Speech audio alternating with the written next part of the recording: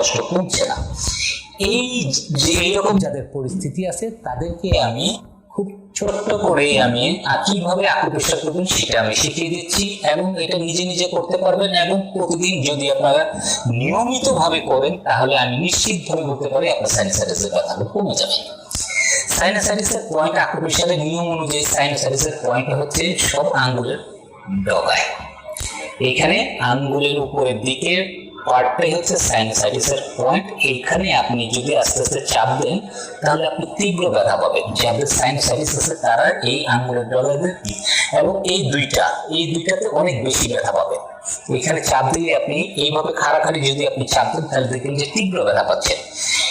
এই প্রতিটা আঙ্গুলের উপরে আপনি 50টা করে চাপ দেবেন। 50টা করে চাপ দেওয়ার পর আপনি যেমন আকুপ্রেশার শুরু করার আগে প্রথমে যে কাজটা করতে হয়,